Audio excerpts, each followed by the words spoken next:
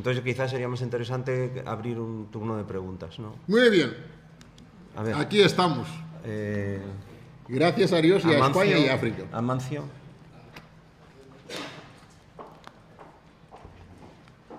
Dele el micrófono. El resto podemos hablarlo más. Bueno, pero por yo quiero, supuesto. yo quiero que tengan toda la información que la tengo. Sí, sí. Bueno, le digo que espero seguir hablando con él más de estos temas. Si peco, ahí está. ¿Se me ve?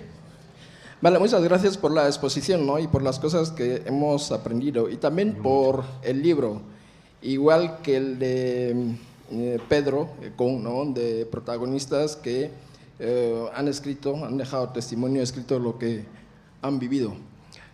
Mi comentario, pregunta, bueno, que lleva implícita también una sugerencia, es, bueno, primero, no sé cuántos supervivientes hay de los protagonistas de la Conferencia Constitucional, el proceso de descolonización, si hay contacto entre ellos, y viendo los derroteros que han tomado el asunto, si ellos han pensado en algún momento estar reuniéndose, ¿no? También para reflexionar sobre los errores, porque enfocamos mucho los males de Guinea sobre Carrero, sobre Macías, sobre Obiang, pero Carrero es fruto de la sociedad española y de las relaciones entre España y Guinea, es decir, que surgió de lo que había en la sociedad de entonces.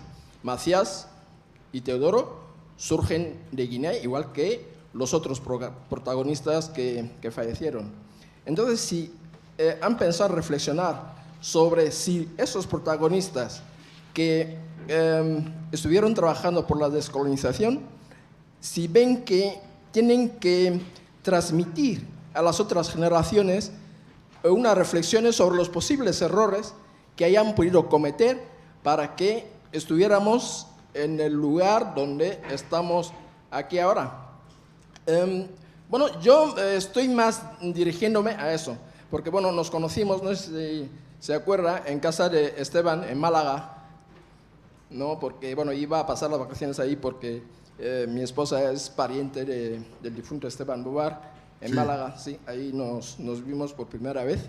Yo he estado 20 y pico años, me he retirado, pero estoy reflexionando sobre qué es lo que hace que esa lucha por la democracia en Guinea Ecuatorial haya sido tan estéril y tan costosa en vidas humanas, sobre todo, ¿no? ¿Qué es lo que hace? Entonces, la pregunta lleva sugerencia, que digo, si los protagonistas están pensando en eso, en ver si han cometido algún error que nos haya podido llevar hasta el sitio donde estamos. A ver, sí. Bueno, que yo responda, ¿no? Juntamos dos no o sé tres cómo está preguntas. organizado. Juntamos dos o tres preguntas, sí. Aquí y Alicia. Sí.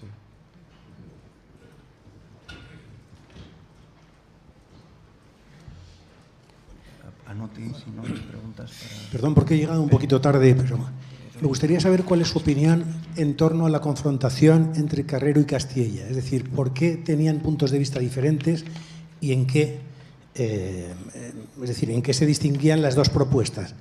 Por una parte. Y por otro lado, quería preguntarle también si considera usted que aquellos problemas que se estaban dando con relación a la descolonización tienen algo que ver o no con la Guerra Fría, es decir, con un larvado enfrentamiento potencial entre soviéticos y norteamericanos. Mira, por favor, no, lo pero que quiero espera, hacer perdón. es que voy a perder la... Sí, si bueno, pudiera, pues vale, pregunta, respuesta. Vale, dos preguntas. Sí, porque venga, yo sí, ya me olvido. Sí, Mira, sí. Amancio habla de si se cometió error o no se cometió un error.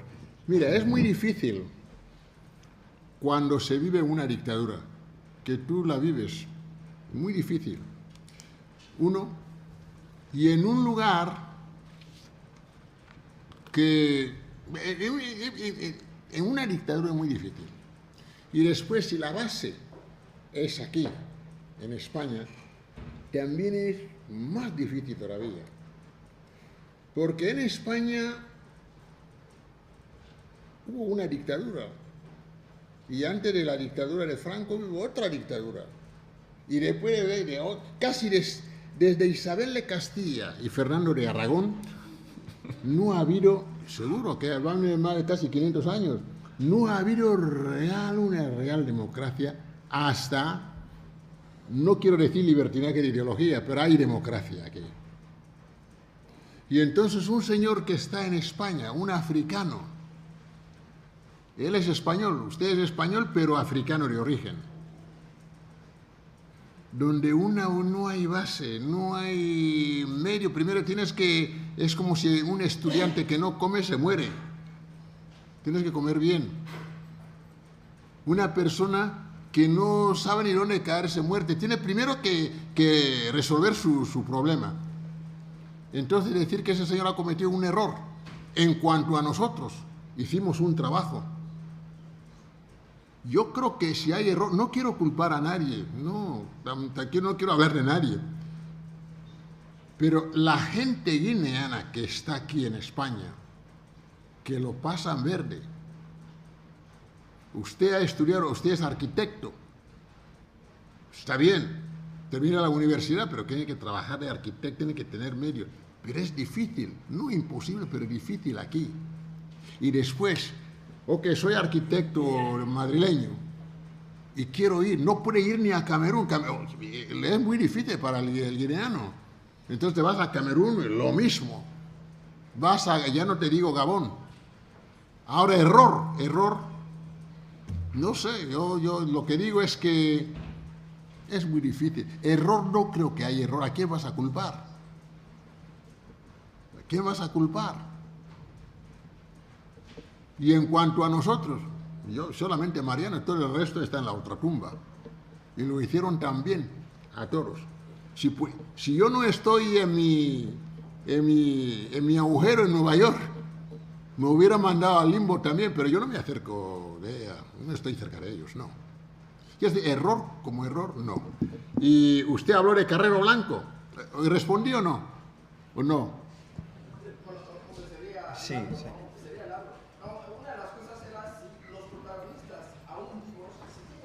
Bueno, protagonistas vivos no los hay.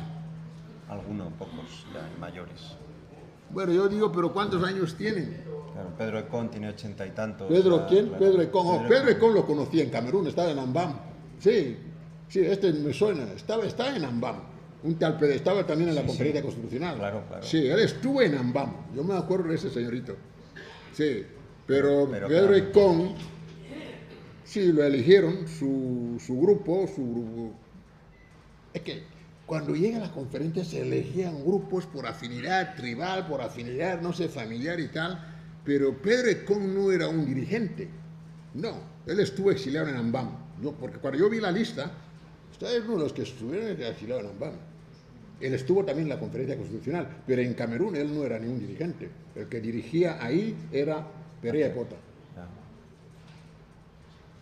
Bueno, y la pregunta de Carrero y... Carrero, repítalo. Y Castilla. Sí, dígame que Carrero, mira, Luis Carrero Blanco es el que mandaba, como dije yo, es el que pinchaba y cortaba. ¿Me entiendes? Castilla era el diplomático número 1 de España, pero un español del sistema. Lo que creo que como el ministro del Exterior, de Asuntos Exteriores, querría resolver un problema. El problema desde 1407, Gibraltar. Ese era el problema de él. Y entonces dice, aquí me gano un número, una estrella más, y si yo hago esto como, yo creo que no están aquí, Puerto Pobre, Puerto Rico, eso también lo sabemos. Pero fue nuestro amigo. Pero Carrero, era el jefe del sindicato maderero, el sindicato de café, el Carrero se fue a Guinea, a los 25 años, cuando vio aquello. Oye, aquí me puede hacer dineros. Era el jefe de todo. Todos los demás eran funcionarios, trabajadores. Es el jefe de Alena y el otro, y Sumco, y yo qué sé. No le respondí yo, no. Bueno, Ah, y la Guerra Fría, sí. ¿Qué? Sobre si influyó el contexto de Guerra Fría en toda la política española de descolonización. ¿Qué, Carrero? En Carrero y en Castilla, el tema de la Guerra Fría. Mira, como dije yo, Carrero no quería que Guinea fuese independiente. Es como si decía, yo tengo una tienda y usted me para a mis clientes. Yo ya no hago más dineros.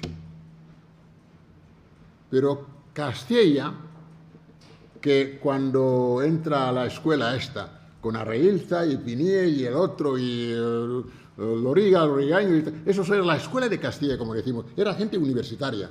Y los universitarios son los que tienen la cabeza bien puesta. Y Castilla dijo, muy bien, pero Carrero le sentía mal. Y Carrero dijo, no, a esos negros, mire, coja un catequista. Pero te digo que eso duele mucho. Duele mucho donde estaban los Mauro, Balboa y los tal. Y digo, voy a coger a un catequista. Un señor que platicaba bien su idioma, un señor de pueblo. Y no... Mira, no sé, pero yo creo que si se puede decir que es el culpable, no uno de los, es el culpable de nuestro castigo.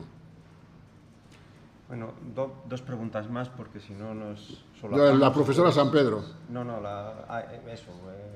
Alicia. Hola. Y... Sí. Yo estoy especialmente interesada en esos primeros emancipados que se reúnen, ¿no? Enrique Envo y compañía, de los que ha hablado, y qué es bueno, por falta de documentación, ¿no? Producida por ellos, que se pueda consultar, qué es exactamente lo que planteaban, qué es lo que discutían, cuál era el cambio o los cambios que planteaban. Lo digo porque en los trabajos más recientes sobre las descolonizaciones en África, los nacionalismos africanos, cada vez queda más claro que la independencia no es la única reivindicación que se va a plantear, que hay... Para el caso de África francófona, por ejemplo, los trabajos de Frederick Cooper muestran muy claramente que hay otras reivindicaciones antes que la independencia. Entonces, me gustaría saber qué tipo de planteamientos, ¿no? se hacían en esas reuniones, ¿no? Sí, Bueno, nosotros... Pero déjame responder eso. Sí, bueno. Mira, nosotros queríamos una independencia y nuestra ideología se había para que la gente viva bien. Sí, quiere decir, cuando tú haces un trabajo, no se olvide, éramos estudiantes. El único que estaba graduado ahí era Saturnino, pero Saturnino tenía experiencia, trabajó en la EF. Anterior. Se refiere al 59. Pero sí, esta gente se reunían, no tenían siglas, se reunían porque había una situación fatal. Sí, había una situación que tenía que resolver. Mire, estábamos rodeados, estábamos en un sándwich, en un bocadillo. ¿Me entienden? Nigeria, Independiente, Camerún y después Gabón. ¿Y nosotros qué? ¿Y nosotros qué? No tenemos que ser provincia de España. Y después ellos nos pinchaban. Oye, ¿y vosotros qué? ¿No sois españoles y sois negros como nosotros? Y entonces nosotros dijimos, oh, muy bien, ¿por qué no? Y que la situación no era muy buena, no era muy católica. Entonces... Lo que nosotros queríamos es una independencia total de España, pero siempre con relación con él, porque éramos españoles. Es lo que nosotros queríamos. Entonces, ¿qué pasa? Una persona hace algo y llega a un punto, y después de este punto, la otra persona continúa. ¿Qué es lo que no han hecho los guineanos? Porque nosotros llegamos hasta el 12 de octubre, y lo escogimos, fue psicológico. Escogimos el 12 de octubre como Día de la Raza. Entonces, ¿qué pasa? Los que tenían que continuar, ¿qué es lo que tienen aquí los señoritos que dicen que están contra su jefe? Desde allá, porque ahora hay más cuadros. Guinea es uno de los países que relativamente tiene muchos cuadros universitarios. Y con experiencia. Quiere decir, haces un trabajo, llegamos. Mira, yo soy matemático, yo no soy político. Quiero decir, yo vivo enseñando matemáticas, pero eso no es la profesión. ¿Me entiendes? Entonces, ¿qué pasa? La idea que yo orejo... o lo que estoy diciendo, el señor que escribe bien, el Donato, que ya ha escrito muy bien, ¿me entiende? El señor de Salamanca no sé dónde está. Y entonces los economistas los vale pues con la otra gente que tiene ahí en África, que hay gente ahí en África. Entonces, a ver, bueno, si la tribu pasa, como dice Trinidad Morgares, a ver, ¿qué es eso? ¿Qué va a pasar? Esos programas nosotros éramos los principiantes. Nosotros escogimos, y los Acacio Mañé y Enrique Mboy, toda esa gente que era nacionalista. No era gente que conocía política, pero por la situación eran emancipados, plenos, no limitados. Ellos hicieron un trabajo corto y nosotros cogimos de ellos. Y además, si lees nuestras cosas, dice, después de la muerte o el asesinato de Acacio Mañé y Enrique Mboy, cogimos que era una cosa hecha por todos, y la gente no sabe por qué Río Muni votó a Abilio Balboa. ¿No le votaron los críos? No. ¿Por qué? Porque era nuestro dirigente. Y después de Abilio Balboa, el señor Pastor Torrao. Quiere decir, buenas ideas. Ahora esta gente está en la ultratumba. Que lleven ahí, pero no, cada uno, yo soy jefe, yo soy tal, y eso no. Quiere decir que programas, tenía unos programas, pero no era un programa como hubiera hecho José Manuel, que es economista, que allí hay gente buenísima. No sé si respondí o no, pero... Bueno, dos preguntas sí, ya últimas. Sí, no, una pregunta muy simple que encierra una crítica en buena medida de su exposición. Es decir, ¿por qué cree usted que Macías obtuvo el máximo número de votos en unas elecciones escrupulosamente democráticas en Guinea?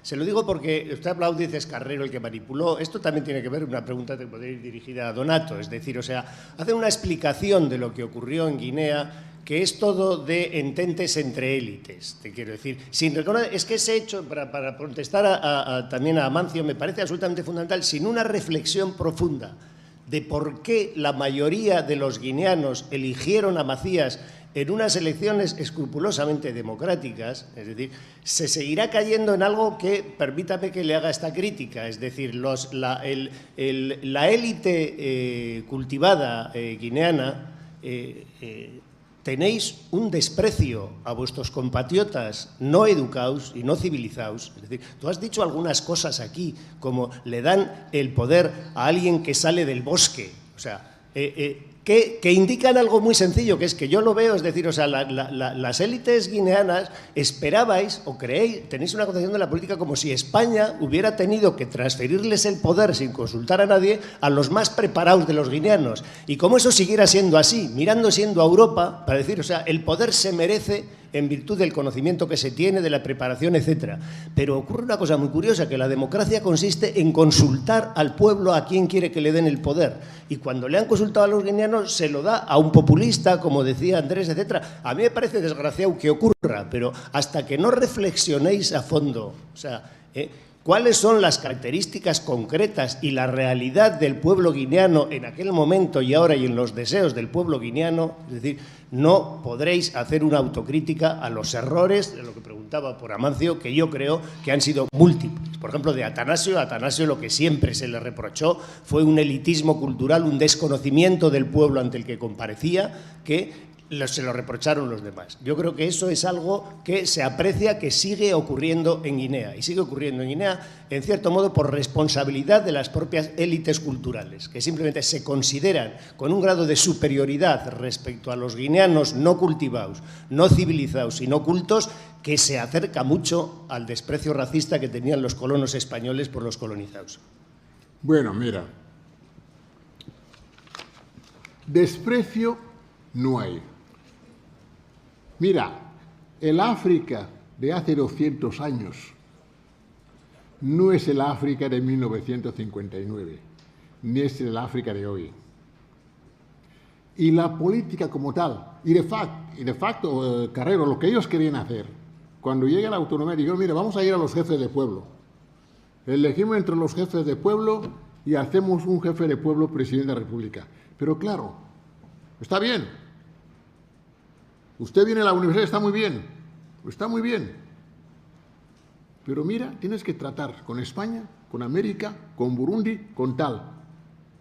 ¿Me entiendes? Entonces, el señor Nigombe, que es un simple pescador, el señor Nigombe, yo fui ahí, mire, el señor Nigombe, él no va a tratar, no puede tratar con Rusia.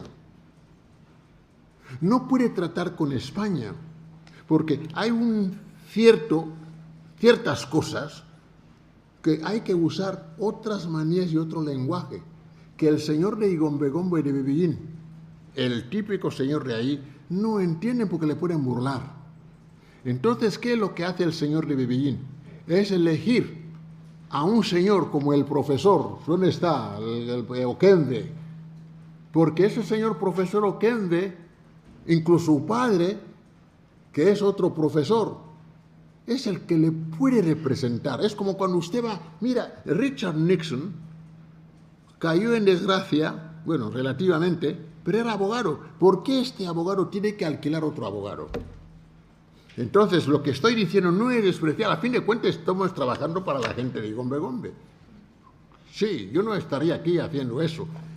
Para que cuando usted viene a Igombegombe y quiere meter una lancha de pesca, oye, enséñeme, yo le doy los pescados y cómo lo hago, y usted me enseña cómo se hace una cooperativa. El señor de Igombegombe o habla el fan o el bapuku, no lo entiende. Si no es, ¿qué es lo que nosotros estamos haciendo? Por ejemplo, Saefo en Nkrumah era una persona preparada, y cuando en Nkrumah lo quitan del poder, mira, Ghana tenía más universitarios, más que Portugal. Y Ghana estaba más adelantado en física nuclear que China popular. Pero hoy en día China está colonizando África. Eso es lo que decimos. El universitario, usted puede representar a la gente de Sigüenza. No, yo digo como ejemplo. Pero no va a ir donde se anda en chorizo para que venga a representarle a Madrid, no. Bueno, para que lo represente sí. Pero el señor de Sigüenza no. No se desprecia. Nosotros queremos vivir igual que la gente de Madrid. Pero el señor va a tratar con Estados Unidos, va a coger a la gente de Micomesén. No. Habla con Adolfo como ejemplo. Adolfo es la persona que conoce Estados Unidos. Se ha preparado en Estados Unidos, ha trabajado ahí y conoce, bueno, oye, yo quiero esto, así se hacen las cosas. Es lo que nosotros decimos, pero debe sentar porque no conoce la realidad. Eso es cosa de universidad.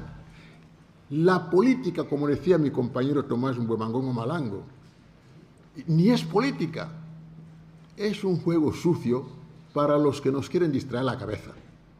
¿Me entienden? Marxismo, comunismo, entonces son gente, es una distracción mental, cosa de universidad. La gente vive mal. ¿Por qué? Un país, como dije anteriormente, tiene toro, tierra fértil, olvídese del petróleo, el petróleo eso pertenece a ExxonMobil. Eso es lo que queremos decir. Y eso, África no es el África de hace 200 años. Sí, profesora.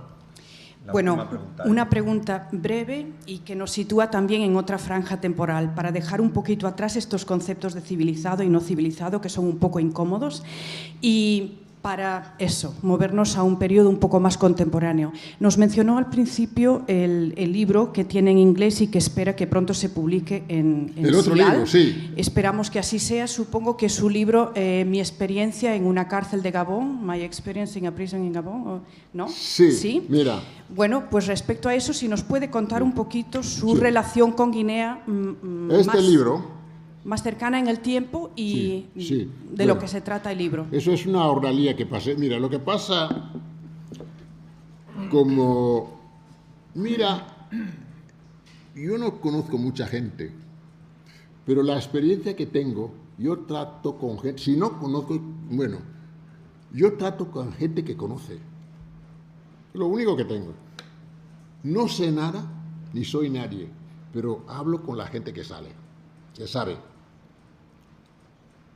Pero lo que pasa es que a estas alturas, con la edad y la pequeña experiencia de viajar, me he dado y me doy con gente que realmente sabe. Entonces yo voy a Gabón, me invita a ir a Gabón y me siento con el presidente de la República de Gabón. Sí. ¿Me escucha, profesora? Sí. Sí. Entonces, tengo una reunión con Albert Bernard Bongo, el hombre en zancos, llamado Omar Bongo, en su casa. Tengo invitación.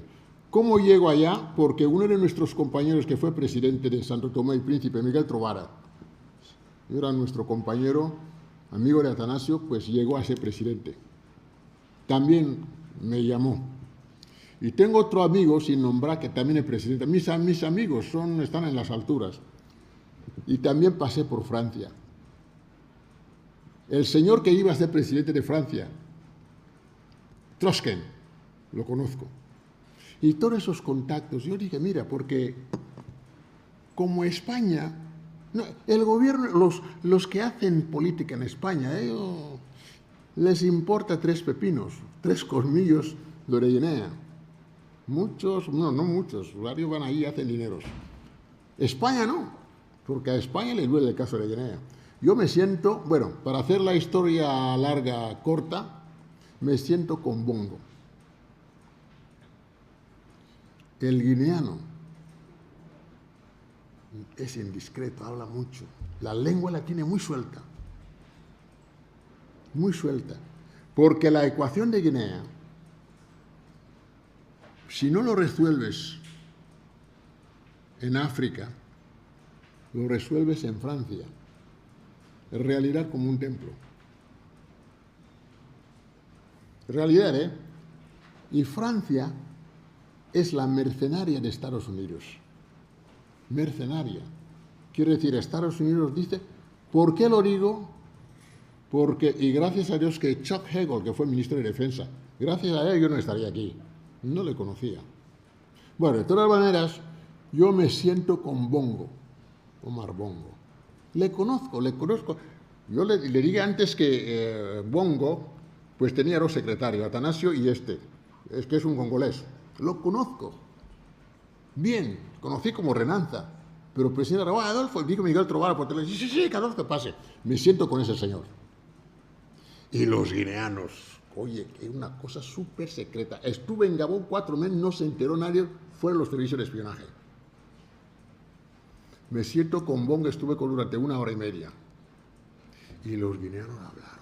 Ellos hablan mucho. En Gema mató 200 personas en Corisco.